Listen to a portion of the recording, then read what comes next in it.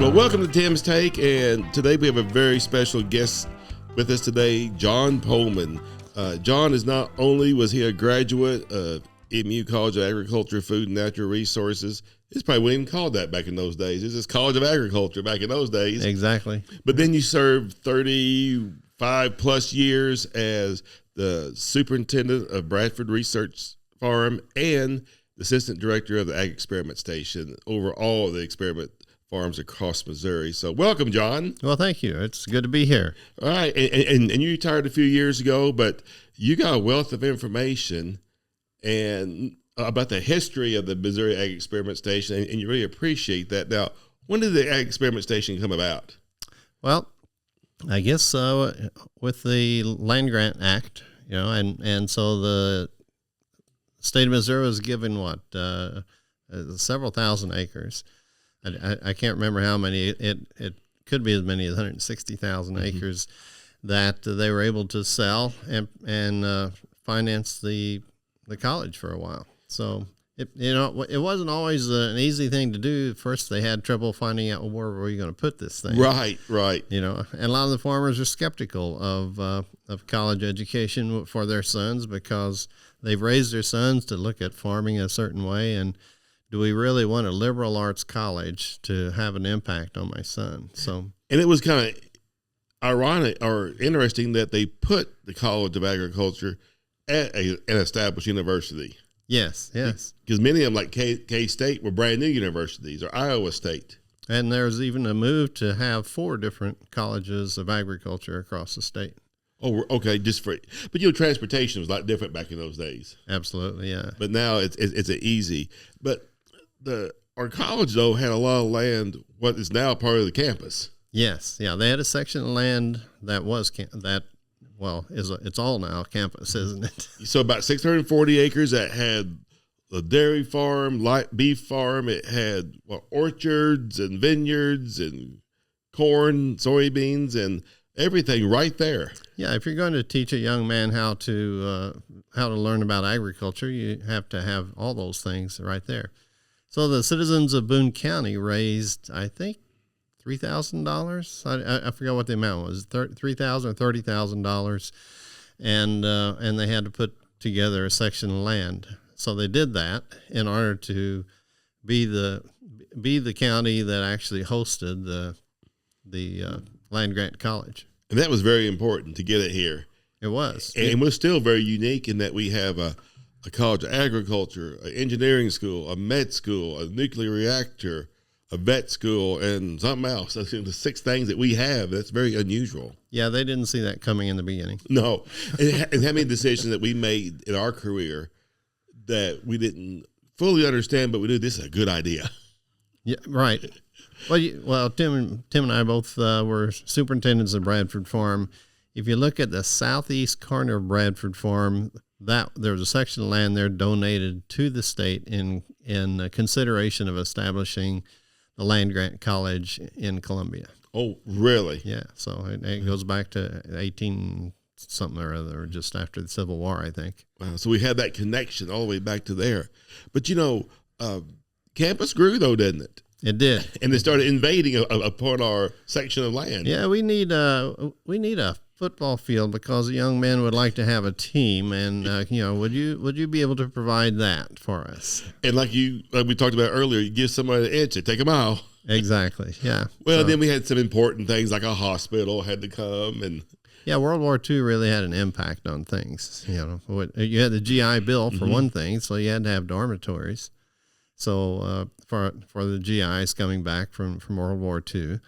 And at that time, the University Hospital was really established and came into its own, and so some of the fields all of a sudden became practice fields and places for dormitories and the like.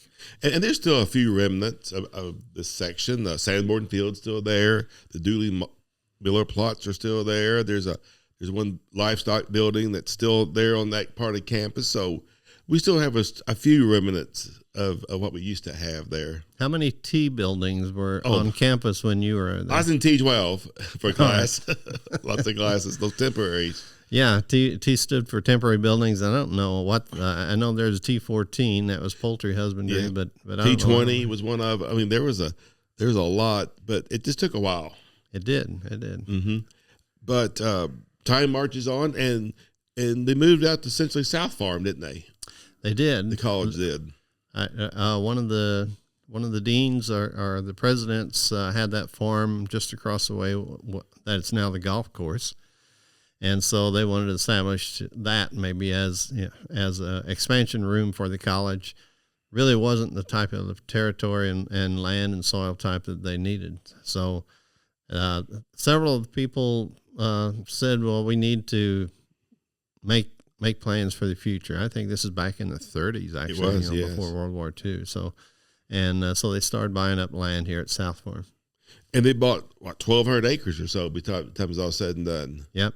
Or more, and it came from a dozen or so different owners. I think 16 different owners. I mean, some were small tracts land, some were several hundred acres. And then we saw KOMU come onto our farm too. Yeah, we need a place to build a radio station, and you've got a high hill out there, so And TV station. and TV, right? And then the USGS took part of it. Yep.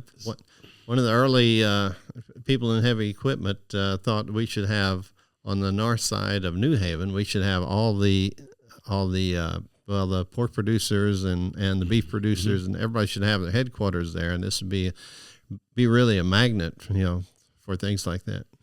Well, talk about magnet, and now toward the end of your career, you and the other associate deans were part of getting Discovery Ridge as part of South Farm. Yes. You're thinking for the future, and there are a few industries there, but I think MUR or MU Research Reactor. Yeah, is going to be the next thing that goes there, and that was a good investment, I believe, that we can really expand. And you think, well, what does that have to do with the college? There's a lot to do with the college because, again, working together. Right. Well, and that's so much of the research back in the 40s, 50s, 60s, and 70s was applied research. Where a farmer can take it home and put it to use that afternoon.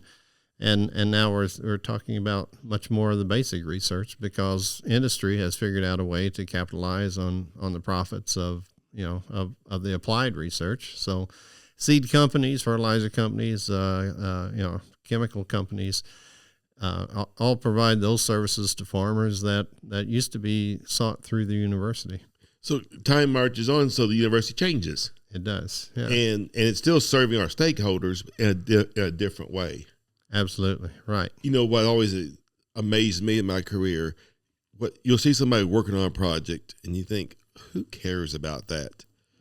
And not having the foresight to realize that's the future. And then 20 years later, that is I'm thinking about molecular biology and gene sequencing. They were working on that when I was in graduate school. I thought nobody's going to care, but it was that basic research that led to some big discoveries. Yes. Well, Maurice Gebhardt, at one time, the wiper type of applicators Right. was a big deal. And Maurice Gebhardt said, we worked with these like 15 or 20 years earlier, but we didn't have the right chemistry to make it work. And so, it's a time when all the different factors of technology come together to make it work. And that's important. It really is.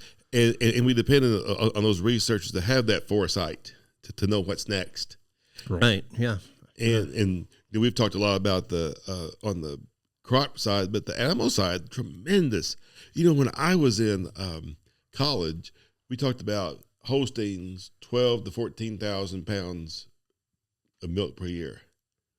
Now, if you're not averaging 25,000, you're not doing something right. Yes. And that's all came from research. Right. Yeah. And, dairying is such a complicated process. I mean, you have to take it all the way from your feed stuff to nutrition, to veterinary, Animal control, animal care, right? Genetics. Yes. Oh, simply. Yeah. Yeah. And I know when I asked the dairy folks about that, depends on who you ask. If it's a dairy geneticist, it's a genetics. If you ask the more of the feed, on the feed stuff, they'll talk about how the feeds are so much better now.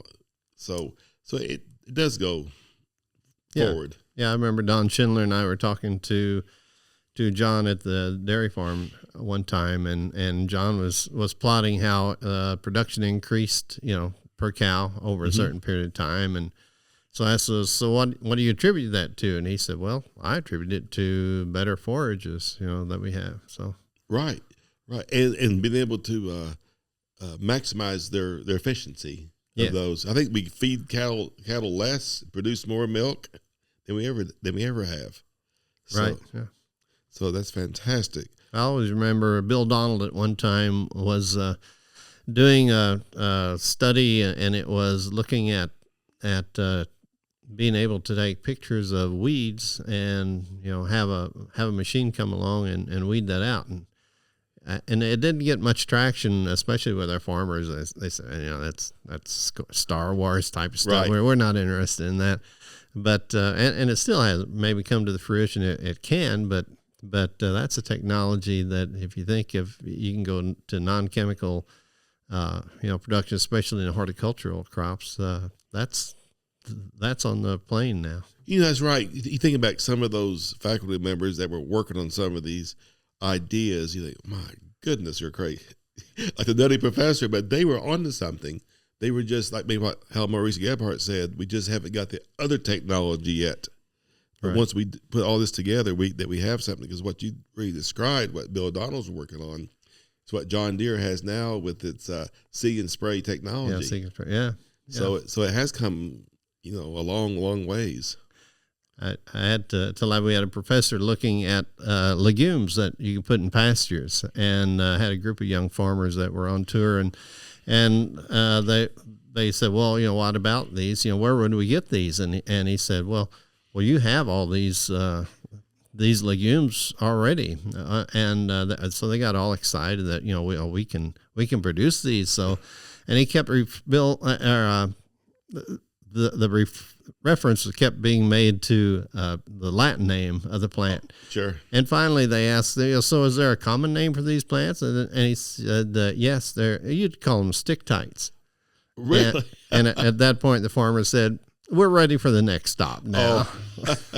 But if you think about soybeans, soybeans arrived as a forage crop. Right. Mm-hmm. And, through breeding and the like and selection, made that into the major oil crop that goes into plastics, fuel, and so many other things. Oh my God. It never ends. How much, it's just not for food. It's for everyday parts of life.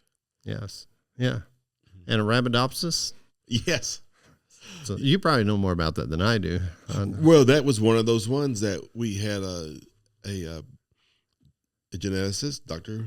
Ray Dye, working on this little mustard plant, this little weed. And we thought, why would anybody want to do that? But because it has a simple genome, he was able to learn a lot. And still today, that is the standard for basic genetic research. Yes, yeah. And he's known all over the world. He's one of those folks that's known more outside the United States than he is even here in Columbia. Yes, yeah. That impact that he had. So, and that continues with the basic research that we've got now. I don't know that we are training farmers as much as we are training scientists and people for the industry. In the land grant colleges. Do you remember that one guy that used to inject soybeans out there? Oh, it was named Dale Blevins. Had this guy with him called Reinbot or something. Yeah, crawled around on his hands and knees injecting. But that was fun. That was some basic research, and that's how we had to do it then. Now there's other ways of doing it, but Right. that was some of the just how we started that. An intensive care unit of soybeans that had its own IV drips for each one. Yes, exactly. And another grad student came up with that, Larry Grayball. His wife was a nursing student, and he started looking at what she was doing and said, hey, I can do that with soybeans. Yes. So that's how that all came about. And even today, how many of those neat things are happening out in the field that we just don't realize where that's going to go. Right, right. And I remember Dr. Miner had a graduate student from Brazil that would graft the top of one soybean plant to the base of another soybean plant. All this was done at about, 3 inches tall, and he was doing dozens, probably hundreds of these, and it was just amazing, what they discovered from that. Oh gosh, and you talk about Harry Miner. He did a lot of very applied research, checking out to see if what the farmers are doing, that products they've been sold actually work. Yes, and sometimes they found out they didn't work. He was at a conference once, and he had to present the results of a certain product that was being touted as a wonder drug almost, and it may still be sold. And so he explained that they put on zero amount of control. They put on the regular half rate, the regular rate, double rate, 10 times the rate, 100 times the rate, and 1,000 times the rate that was suggested for this. And he said at the end of the year, there was no significant difference, no statistical difference in any of those. And a person from that industry raised his hand in the back of the room, and he said, but I've seen this work before. And I remember Dr. Miner's answer was, well, it might work on some farms, but it didn't work on our research farm. Right. And that's so important. And that's why we do research, to help the farmer and this long legacy that we have had here. What I liked about guys like Harry Miner is he saw an issue, he would start doing it. He would address that. Yes. Him and Maurice Gebhardt, many in that generation, that was really what they were looking at, trying to help the farmer. And try and refine it. For his variety testing, I remember Harry Miner and Carl Morris's technician broke down on the side of the road, and while they were waiting for another truck to come rescue them from campus, he started drawing, these are the major corn production issues. And so we want a field of, testing the hybrids at each one of these locations. And, it was just interesting to me that how you make the most of idle time like that, right, and still, do the planning for it. Well, I always say my best ideas come together during church. But I say the reason is because I'm relaxed, my mind's clear, and I come up these ideas. And you're awake too, so that's I'm important. awake. Yeah. Oh, that's right. That's right. I can still remember lessons that many of these taught me, just in passing. Maurice Gebhardt said, you get a study, you do it the first year, you learn how to do it right, and throw that data away, and then do it again. Right. Well, and they had long-term studies back then. I don't know how many long-term studies would be around anymore. Well, they did. There's 5-year studies. Yes. And now, because of granting funds, you got 2, maybe 3 years if you're lucky. Yes. Yeah. So it's very, very quick, and you have to turn that around. I had the opportunity once to look at the pastures at Bradford that USDA pasture research was doing, and I had Jerry Matches, one of the greats as far as I'm concerned, mm-hmm, in that, along with Jerry Nelson and Dave Sleeper. I don't think Joe Baldridge was along at the time, but I remember Jerry Matches saying, I can probably do 3 more long-term research, and I think he was talking 7 years maybe, mm-hmm, in a pasture research in my lifetime, my productive lifetime, and that had quite an impact on me. What can you get done as a scientist or right, or even not a scientist in your lifetime? I remember years later, Jerry Nelson was doing long-term alfalfa studies. Persistence. Right. He said, I only got time to do 1 more.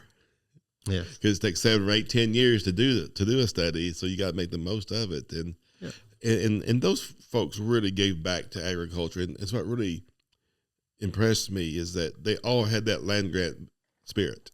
Yes. They all, with teaching, outreach, research, they were all involved in that.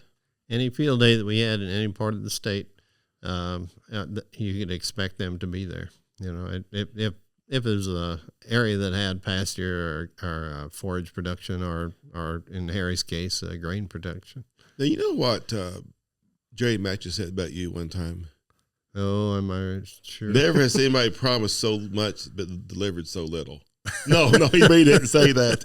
He did. That was actually one of our research centers down in Southwest Missouri that was very droughty. Yes. Looked beautiful in the spring, but then just all fell apart by July. Yeah, I always said if you're a real estate person, you need to sell land in the Ozarks in the spring. Yes, exactly. But one of the things and we just discussed this the other day, probably some of the more drought resiliency we have in our experiment station is through here in Central Missouri. Yeah. We've had some droughts, but not like the other parts of the state do. So we're very blessed because of the river or what, that we're very resilient. And we need that close to campus. That's what's so important. Yeah, even in 1980, when your irrigated corn test may not have broke double digits, for yield bushels per acre, there are still several varieties that stood out from the rest. Right, you found out something. I always say, adversity breeds opportunity. It does, because you can learn something from it, and that's what we're in the business of, is always learning.